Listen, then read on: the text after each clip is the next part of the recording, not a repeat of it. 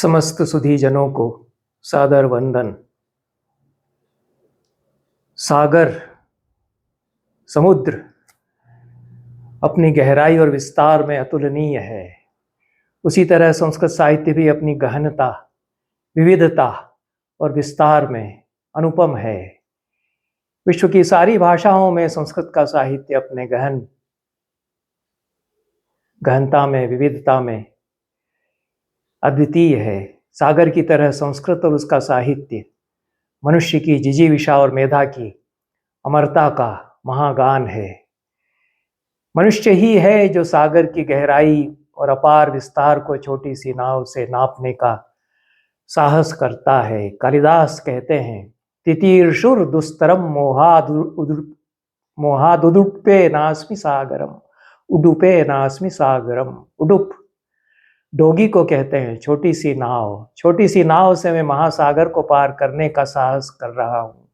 कुछ मोह है मेरा ऐसा, पर पार नहीं करूंगा, नहीं कर पाऊंगा ऐसा नहीं कहते हैं। मैं तो उतारू हो गया, इसलिए रघुनाम अन्वयम वक्षे, रघुओं के वंश का वर्णन मैं करूंगा।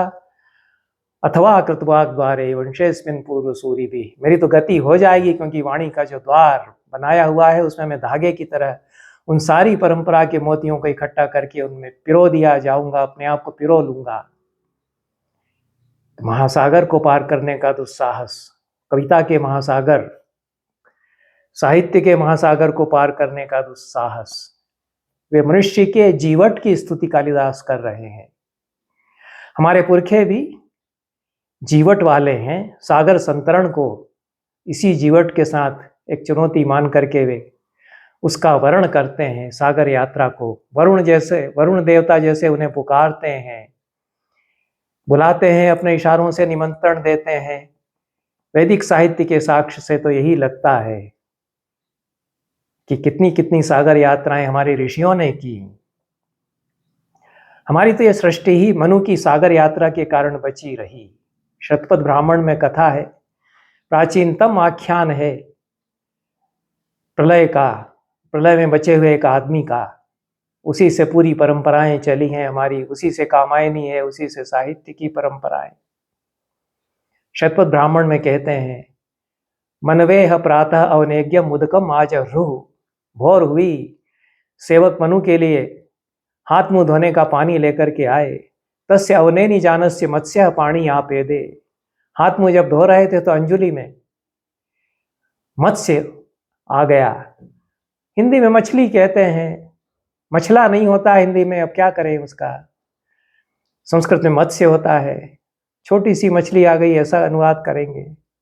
अंजुलि में आ जाए ऐसी मछली आ गई। सहास्मि वाच मुवाच, वह मत्स्य, वह मछला बोल पड़ा उनसे, बिभ्रही मां पारयिष्यामि त्वा इति, मुझे बचा लो, मैं तुम्हें पार लगाऊंगा। बहुत अद्भुत भाषा शतपथ ब्राह्मण की है। यह किस्सा गोई का प्राचीनतम नमूना है। कैसे किस्से सुनाए जाते थे। यह प्रलय के आख्यान का किस्सा और समुद्र यात्रा का भी पहला किस्सा। कस्मान मां पारयिष्यति इति, कस्मान मां पारयिष्यसि इति, अरे तुम हमको कैसे पार लगाओगे। छोटी सी मछली से मनु ने पूछा। ओ गई वहां सर्वा प्रजा निर्वोड़ा, बाढ़ आएगी और सारी जनता को बहा देगी। ततस्त्वा पारयितास्मि, तब मैं तुम्हें पार लगा दूंगा। कथम ते भृतिरिति, तो कैसे मैं तुम्हें पाल लूं, कैसे मैं तुम्हें बचा लूं। सहोवाच, मत्स्य ने कहा, यावत वै क्षुल्लका भवामा भवी नस्तावत नाश्रा भवति, जब तक हम छोटे होते हैं या जब तक हम मछलियां छोटी होती हैं तब तक हमें निगलने वाले बहुत सारे जल के जीव जंतु रहते हैं। कुत मत्स्य एव मत्स्यम गिलति, या फिर मछली ही मछली को निगलती है। बड़ी मछली छोटी मछली को निगल लेती है। कुंभ्याम मागरे विभरासी, तो तुम ऐसा करो कि एक कुंभी में मुझे रख दो, एक घड़े में मुझे रख देना। स यदा ताम अति वर्धे, उस घड़े से बड़ा जब मैं हो जाऊं, मेरी साइज उससे बढ़ जाए।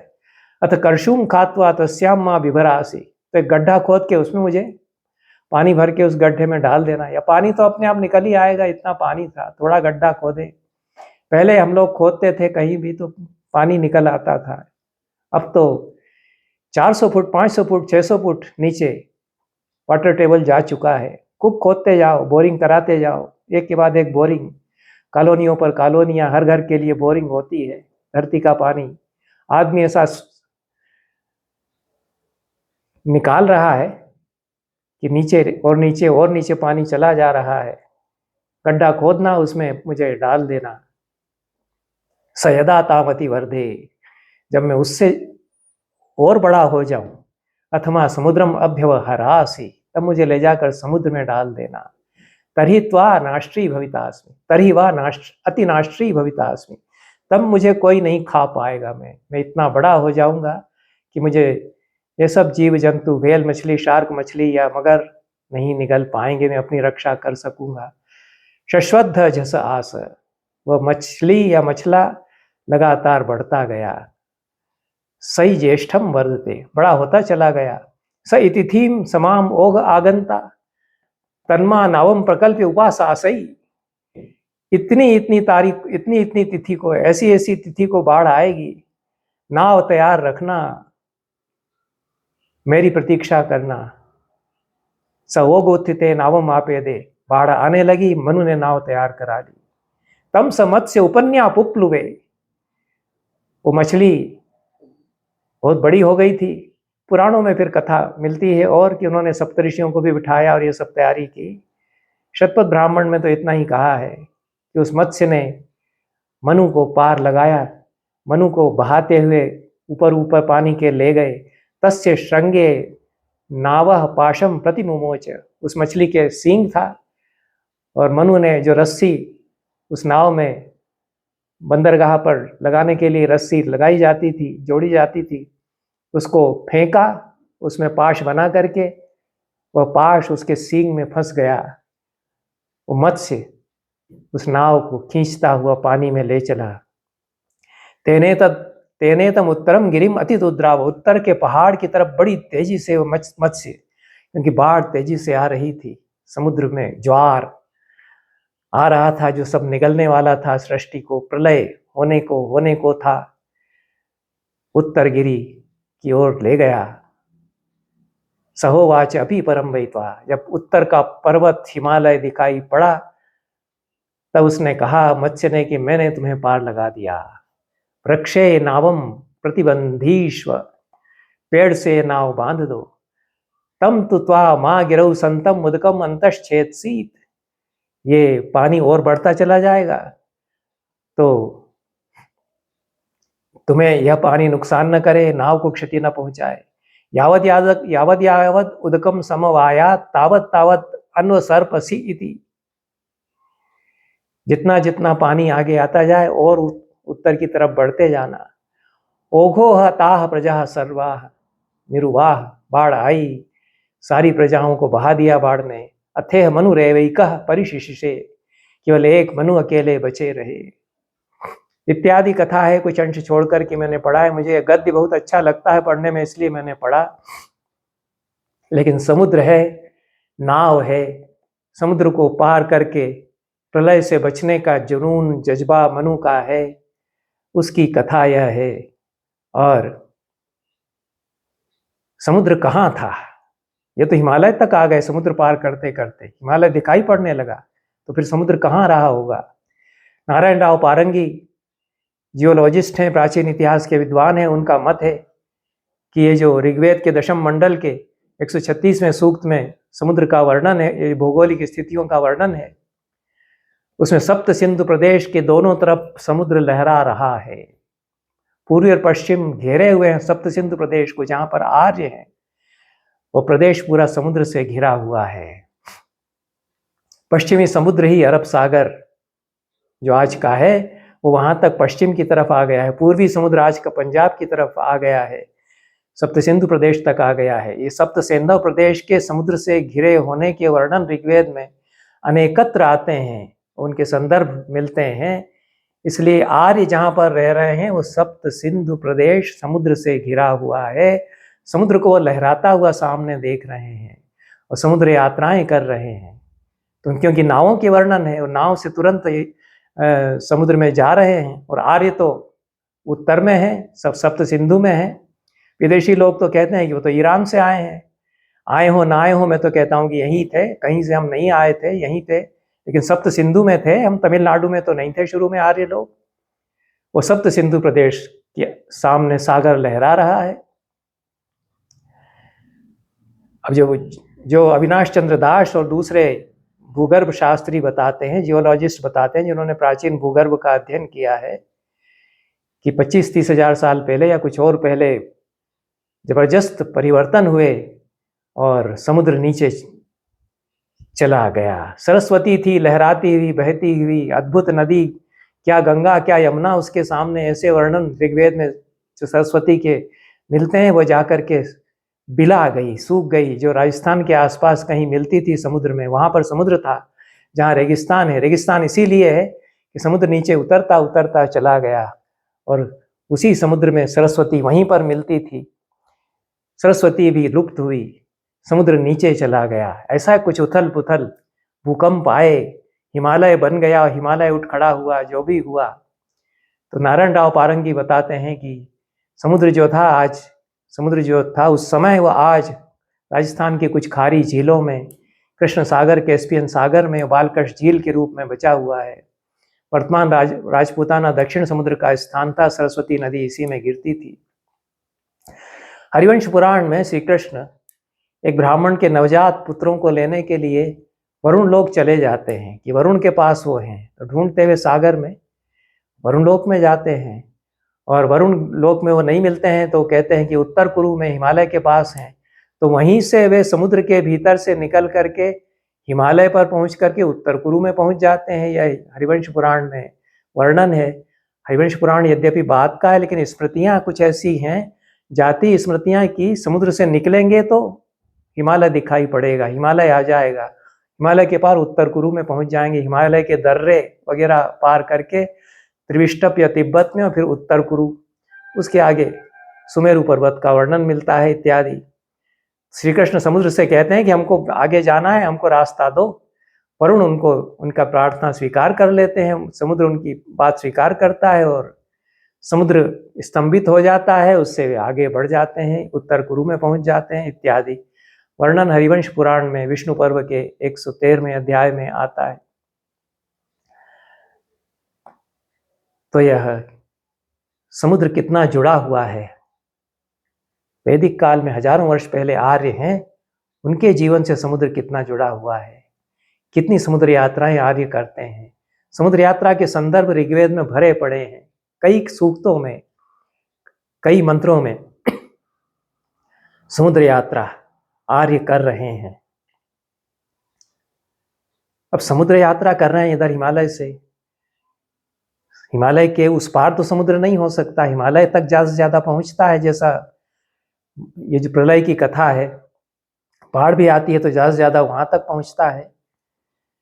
तो पश्चिम की अध्येता बताते हैं कि हिमालय के उस पार से हम आए, कैसे आए होंगे, यहाँ पर हम थे और समुद्र को हम देख रहे थे।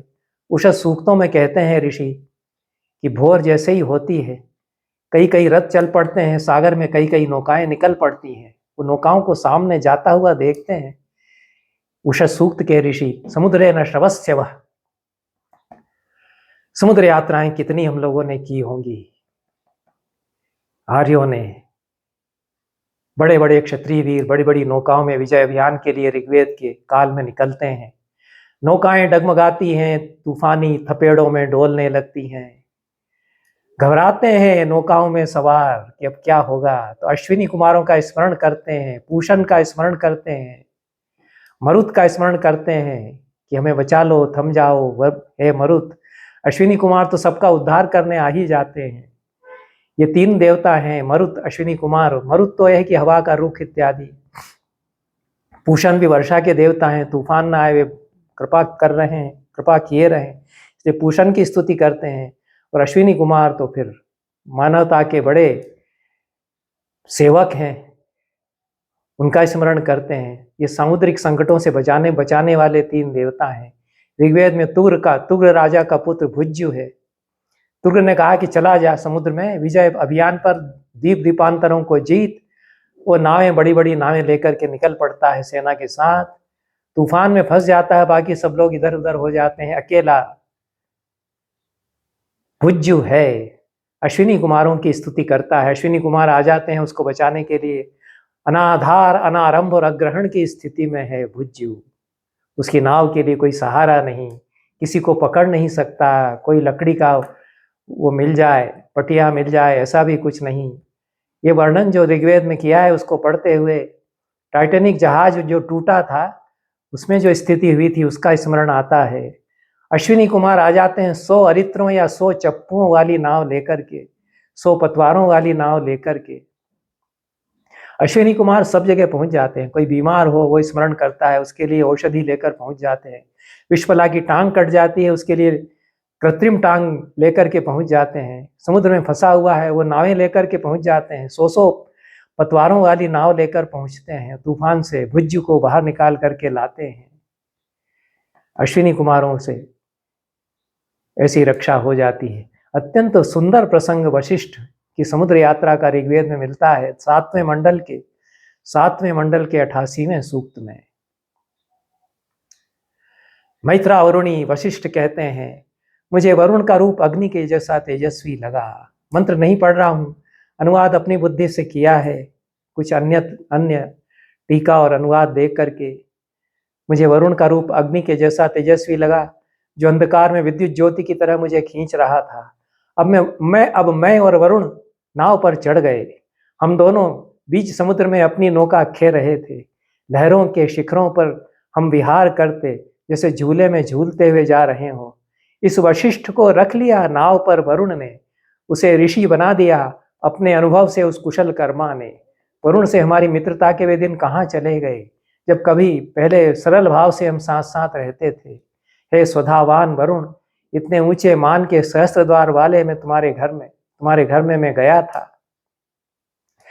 ये जो सागर में यात्रा करना जैसे वरुण देवता के हजार दरवाजों वाले विशाल भवन में भीतर जाना, ऐसा अनुभव जो करते हैं। और उसका आनंद ऐसा है कि बाद में किसी के पुरोहित हुए, किसी के हुए समुद्र यात्राएं छूट गई तो बड़े स्पृहा के साथ, हर्ष के साथ याद करते हैं कि वो दिन कहाँ गए जब मैं समुद्र पर संतरण करता था वरुण के साथ। और यह भी कहते हैं कि ऋषि बना दिया मुझे, उन्हीं यात्राओं से तो मैं ऋषि बना। क्या क्या मैंने देखे मंत्र उन यात्राओं के समय। ऋषि यात्रा करते हैं, समुद्र यात्रा करते हैं। जो ऋषि नहीं है वे ऋषि हो जाते हैं समुद्र यात्राएं करते करते। समुद्र से क्या क्या नहीं मिलता है। ऋग्वेद में धन पाने की चर्चा समुद्र से। समुद्र यात्रा में वणिक नावें खोल करके समुद्र यात्रा करते हैं, धन कमा कर लाते हैं। वाल्मीकि रामायण में बड़ी बड़ी नावों के वर्णन है। सागरगामिनी नावें हैं, उनके लिए घाट बनाए जाते हैं। घाट को चलाने के लिए नाविक है। कर्णधार शब्द आ जाता है। कर्णधार जो है नौका की दिशा ठीक करता था। महाभारत में बहुत ही मार्मिक प्रसंग है।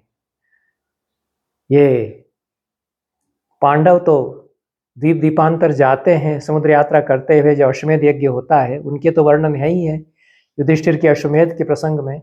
लेकिन रामोपाख्यान है महाभारत में, जो रामोपाख्यान या रामायण है महाभारत के अंतर्गत, उसमें राम समुद्र के किनारे तक आ गए और लंका लड़ाई के लिए, जीतने के लिए उस पार जाना है। तो सेतुबंध के प्रसंग में बड़ी नवीनता यहाँ पर है। अपने वानर वीरों के साथ विचार करते हैं कि समुद्र को हम कैसे पार करें। तो कोई ये सुझाव देता है कि ये जो नावें हैं इतनी सारी, इनको ले लिया जाए और नावों से पार कर लेंगे। राम कहते हैं कि नहीं, ऐसा करना ठीक नहीं है। क्यों? नावो न संति सेनाया भव्यस्तारयितुम तथा। इतनी नावें नहीं है कि हमारी सेना आसानी से जल्दी से तुरंत पार कर ले। हमें समय भी तो देखना है। हमारे पास तो हजारों की संख्या में वानर हैं। 25, 30, 50 बैठ करके जाएंगे एक नाव में तो कितना समय लगेगा। और फिर दूसरी बात बहुत मार्मिक कहते हैं, नावो न संति सेनाया भव्यस्तारयितुम तथा वणिजाम उपघातम च कथम अस्मत् विदश्चरेत। व्यापारियों का नुकसान हमारे जैसा व्यक्ति कैसे करेगा। वणिक जनों के व्यवसाय की क्षति हम क्यों करेंगे। हम राम हैं। राम जानते हैं कि यदि हमने कह दिया कि हाँ कब्जा कर लो नावों पर, नावों से चलते हैं, चाहे जितनी बार खेना पड़े, पकड़ लो नाविकों को। तो वानर तो बिल्कुल उछल कूद करके सारी नावों पर कब्जा कर लेंगे, पकड़ लाएंगे नाविकों को।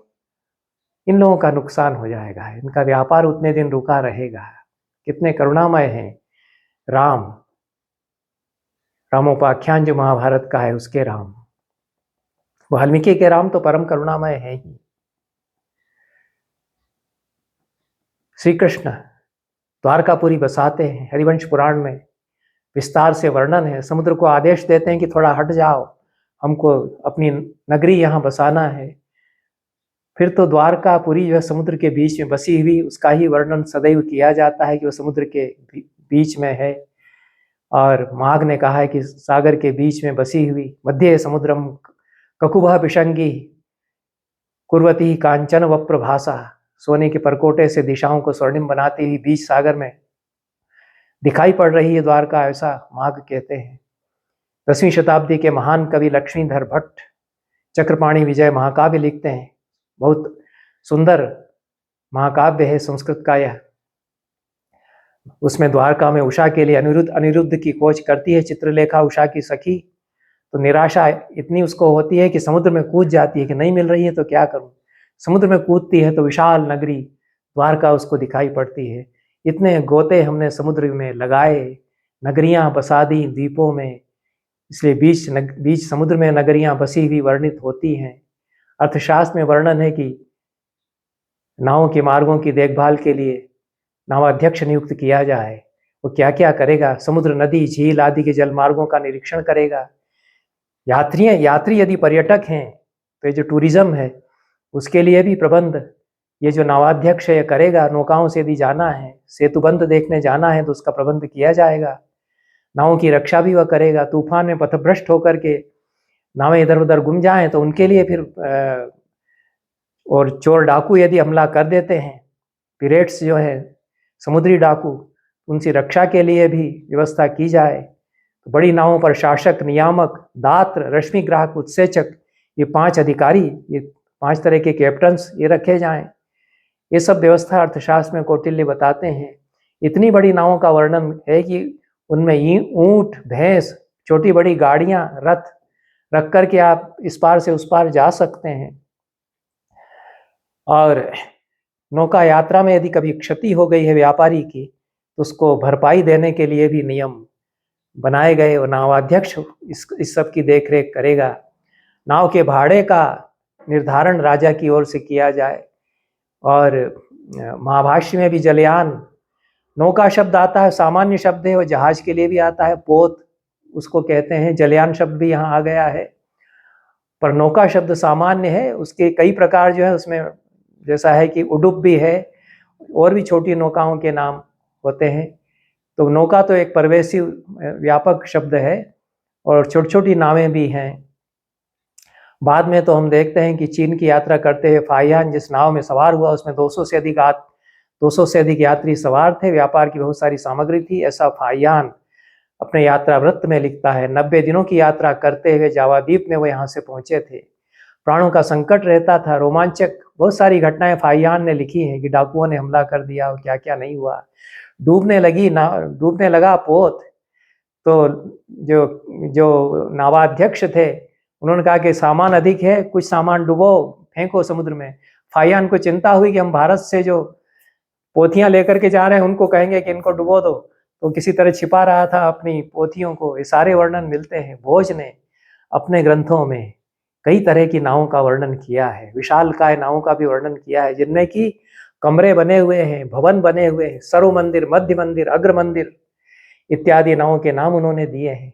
कितनी कितनी कथाएं हमारे कथा साहित्य में समुद्र यात्रा पर लिखी गई। प्राकृत का कथा साहित्य तो अपूर्व है, क्योंकि जैन समाज जो महावीर की परंपरा में जैन समाज था, ब्राह्मणों ने शायद यात्राएं कम कर दी होंगी। पहले तो खूब करते थे हमारे ऋषि, लेकिन ये जो व्यापार के लिए जाते थे उसकी कई कथाएं बौद्ध साहित्य में, प्राकृत साहित्य में मिलती हैं।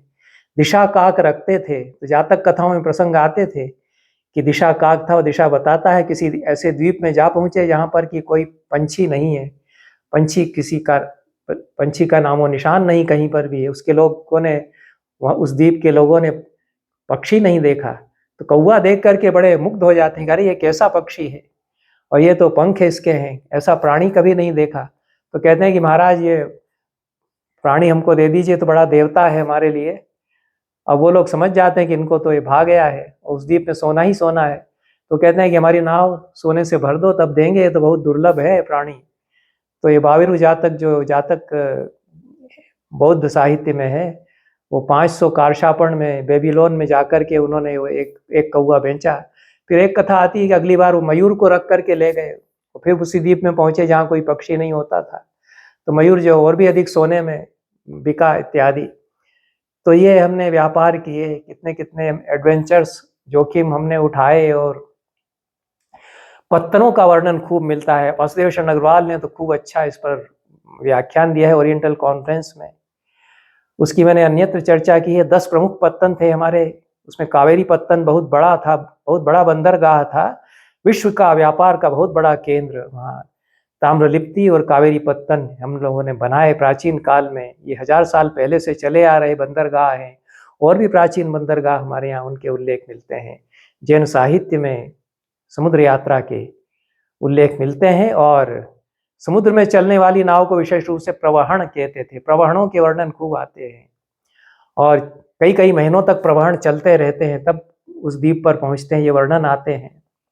मस्तूल पर ध्वजा फहराई जाए और सामुद्रिक पवन की पूजा की जाए। नौकादंड वलय वाह वात वसन, जिसको कि पाल कहते हैं आजकल, एक कपड़ा ऐसा बांधा जाता है जिससे कि हवा का रुख उस तरफ हो जाता है, उसको बदलते रहते हैं कपड़े की दिशा को इत्यादि।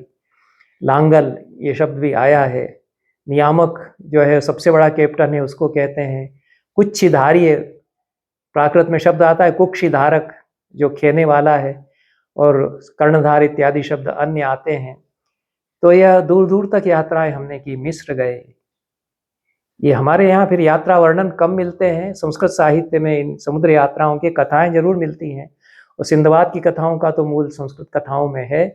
और मिस्र, ईरान जिसको कहते हैं वहाँ तक, इराक जिसको कहते हैं वहाँ तक पहुँचे, ग्रीस और चीन तक ये समुद्र मार्ग से हमारे गए। बंगाल से, बंगाल में पत्तन थे, बंग देश में, और सोवीर, सूरत, सिकंदरिया, कारोमंडल इत्यादि के बंदरगाह थे, वहाँ से यात्राएं वहाँ तक होती थी।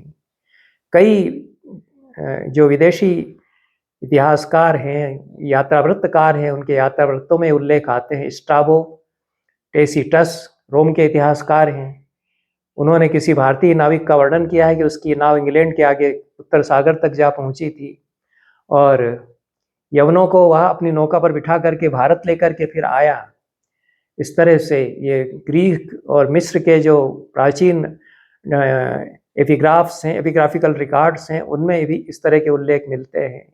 थाईलैंड में हम रहे तो वहाँ की कुछ किंवदंतियों में बताया जाता था कि भारत से कोई कौशिक ब्राह्मण आए और उन्होंने यहाँ की राजकुमारी से विवाह किया, वहाँ से हमारा राजवंश चला है। यह भी वहाँ एक दंत कथा है, हजारों साल पहले ऐसा हुआ था, ऐसा वे कहते हैं।